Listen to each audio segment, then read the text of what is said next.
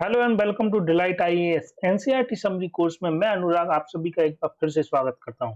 दोस्तों, आज हम एक बहुत ही इंटरेस्टिंग टॉपिक के बारे में पढ़ने जा रहे हैं, जिसका जो हमारा टॉपिक है पॉलिटी की एनसीईआरटी क्लास 8 का, वह है चैप्टर नंबर 3, जिसमें हमारा जो टाइटल है वह है हमें संसद क्यों चाहिए। संसद के बारे में बात करेंगे आज हम कि संसद की आवश्यकता क्यों पड़ी। स्टार्ट करने से पहले आप लोगों के लिए एक प्रश्न है, प्रश्न को सबसे पहले देख लेते हैं। प्रश्न है, इंडिया ब्राउट चीता फ्रॉम विच कंट्री। भारत में अभी आप सभी जानते हैं कि चीता आए हुए हैं, किस देश से ये चीता लाए गए हैं इसको आप बताइएगा, और इसको कहां पर रखा जाए इसको थोड़ा एडिशनल इंफॉर्मेशन के साथ बताइए। केन्या, साउथ अफ्रीका, नाइजीरिया या नामीबिया, कहां से हमने चीते मंगवाए हैं बताइए आप लोग कमेंट करके। इसका आंसर मैं आप लोगों को वीडियो के अंत में दूंगा। बात करते हैं संसद के बारे में, लेकिन संसद की आवश्यकता क्यों पड़ी उसको थोड़ा सा हम हिस्टोरिकल बैकग्राउंड के से समझते हैं। देखिए दोस्त, हम सभी जानते हैं कि हमारे यहाँ 200 साल तक 250 साल तक अंग्रेजों ने शासन किया। औपनिवेशिक शासन था। औपनिवेशिक शासन के दौरान हमने ये अनुभव किया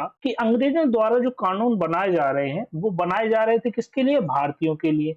लेकिन कानून बनाने की प्रक्रिया में भारतीयों का योगदान नहीं था। लेकिन जब कांग्रेस का गठन हुआ और कांग्रेस ने यह धीरे धीरे मांग उठाई कि भारतीयों के लिए बनाए जाने वाले कानूनों में भारतीयों का योगदान होना आवश्यक है, और इसी तरह से जो भारतीयों ने ये जिम्मेदारी उठाने का एहसास आ गया, तभी से यह समझ में आ गया कि स्वतंत्र भारत में सभी लोग अपने जीवन को प्रभावित करने वाले फैसलों में हिस्सा लेने की क्षमता रखते हैं, क्योंकि वह चाहते हैं कि हम जो कानून बनाए जा रहे हो उनमें उनका योगदान हो, उनसे पूछा तो जाए आखिर कि वो कैसा कानून चाहते हैं।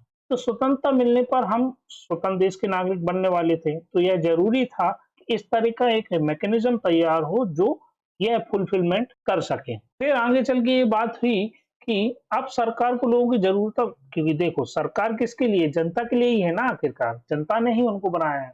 तो सरकार को लोगों की जरूरतों और मांगों के प्रति संवेदनशील रहना होगा, और इस संविधान ने सार्वभौमिक वयस्क मताधिकार के सिद्धांत को अपनाकर यह साबित कर दिया कि सरकार के द्वारा जो कानून बनाए जाएंगे उनमें जनता सीधे नहीं तो अप्रत्यक्ष रूप से किसी भी तरह से वो क्या कर सकती, इन्वॉल्वमेंट रख सकती है। इसको हम थोड़ा सा आगे समझेंगे, किस तरह से जनता सरकार के द्वारा बनाए गए नियम कानूनों में कैसे इन्वॉल्व होती है। यहाँ से समझेंगे लोग और उनके प्रतिनिधि के माध्यम से। कैसे देखते हैं, देखो हम सभी जानते हैं कि भारत में लोकतंत्र है, और लोकतांत्रिक समाज में क्या होता है, लोग जो है संसद के लिए अपने प्रतिनिधियों का चुनाव करते हैं, और इन्हीं निर्वाचित प्रतिनिधियों के एक समूह द्वारा क्या होता है, सरकार बनती है। ये जो निर्वाचित प्रतिनिधि होते हैं आपस में मिलकर अपना एक नेता चुनते हैं, जो कि बनता है प्रधानमंत्री। प्रधानमंत्री उन्हीं अपने जो प्रतिनिधि जो चुने गए हैं अपने दल के, ये चूंकि प्रतिनिधि विभिन्न दलों से चुन के आते हैं, तो जिस दल का सबसे ज्यादा बहुमत होता है, सबसे ज्यादा जो बहुमत सिद्ध हो जाता है, तो उस दल का क्या होता है, प्रधानमंत्री बन जाता है प्रमुख। और प्रधानमंत्री अपने ही दल के जो प्रतिनिधि होंगे, जो सांसद होंगे, उन्हीं को क्या बनाएगा, मंत्री बनाएगा, उप मंत्री बनाएगा, या जो भी राज्य मंत्री बनते हैं वो बनाता है। इस तरह से सरकार का गठन होता है इन प्रतिनिधियों के माध्यम से। ठीक है, यहाँ पर ये बात समझ में आई। अब जनता द्वारा जो चुने गए प्रतिनिधि हैं, इन्हीं के समूह को क्या कहा जाता है, संसद कहा जाता है। संसद सरकार को नियंत्रित करती है, उसका मार्गदर्शन करती है। इस लिहाज से जो निर्वाचित प्रतिनिधि हैं उनके माध्यम से लोग ही सरकार को बनाते हैं, उन पर नियंत्रण रखते हैं। कैसे रखते हैं इसको हम समझ लेते हैं संसद की भूमिका के माध्यम से, कि भूमिका उसकी क्या होती है। संसद की भूमिका को मुख्यतः 3 भागों में बांट दिया गया है यहाँ पर। एक तो हो गया राष्ट्रीय सरकार का चुनाव। भाई सांसद लोग जो चुनकर आए हैं उन्हीं को मिलकर सरकार का गठन करना है, उन्हीं में से लोग सरकार बनाएंगे, अपना मुखिया चुनेंगे। ठीक है, उन्हीं में से अपना एक प्रधानमंत्री चुनेंगे, और प्रधानमंत्री जो है मैंने बताया आपको मंत्रियों का चयन करेगा उन्हीं में से। तो एक तो हो गया संसद की भूमिका क्या होगी, राष्ट्रीय सरकार का चुनाव करना। दूसरा, सरकार को नियंत्रित करना, मार्गदर्शन करना और जानकारी देना। नियंत्रण कैसे करेगी सरकार को ये संसद? एक तरीका होता है प्रश्नकाल के माध्यम से।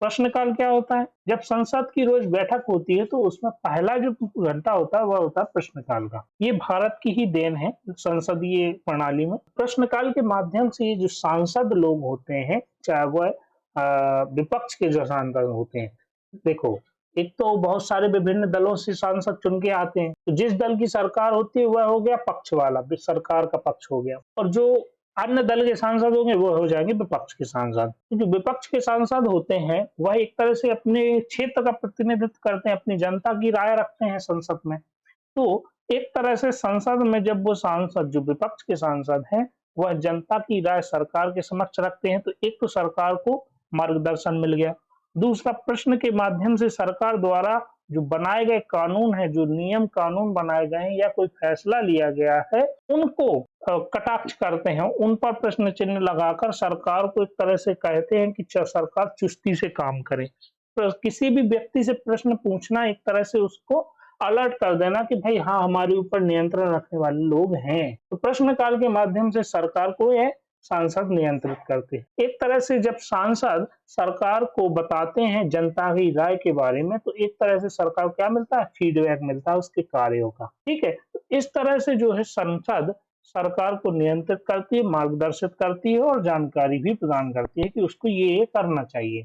तीसरा जो इसमें पक्ष है वह है कानून बनाने का। कानून बनाने का जो काम है, उसकी जो प्रक्रिया है वो आप सब जानते हैं, लेकिन हम इसको थोड़ा सा, अगला चैप्टर यही है कानून बनाना, तो कानून के संबंध में जो प्रक्रिया है इसको हम आगे डिटेल में पढ़ेंगे अगले चैप्टर में। फिलहाल इतना समझिए कि संसद कानून बनाती है। संसद में 2 सदन है, लोकसभा और राज्यसभा। दोनों सदनों से यह कोई भी प्रस्ताव पास होता है और जब ये राष्ट्रपति के पास जाता है और राष्ट्रपति उसे साइन कर देता है तो वह कानून बन जाता है। ये प्रक्रिया होती है सामान्यतः। ठीक है, ये भी एक भूमिका क्या है? संसद की भूमिका है। अब हम बात करते हैं कि संसद में कौन कौन लोग होते हैं। देखो, यदि जब से हम देखा जाए स्वतंत्रता के बाद से, तो स्वतंत्रता के बाद से विभिन्न पृष्ठभूमि के लोग, जैसे ग्रामीण हो गए, इनकी संख्या बढ़ी, क्षेत्रीय दलों के सदस्यों की संख्या भी यहाँ पर बढ़ती गई, दलित और पिछड़े वर्ग की राजनीतिक हिस्सेदारी धीरे धीरे बढ़ती हुई जा रही है।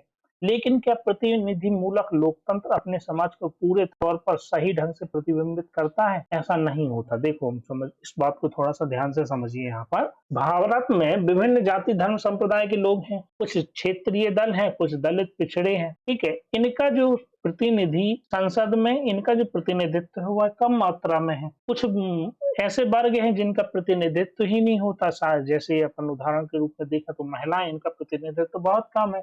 देखा जाए तो भारत में जो जनता महिलाओं की है वह 50% मानी जाती है लगभग, लेकिन उनका प्रतिनिधित्व कितना है वर्तमान में देखा जाए तो 12-13% ही है, और आजादी के समय तो यह केवल 4% था। तो आप सोच के देखिए कि 50% जनता का प्रतिनिधित्व केवल 4% लोग कर रहे हैं संसद में, और आप वर्तमान में ये 12% कर रहे हैं, तो ज्यादा कोई इंक्रीमेंट नहीं हुआ है इसमें।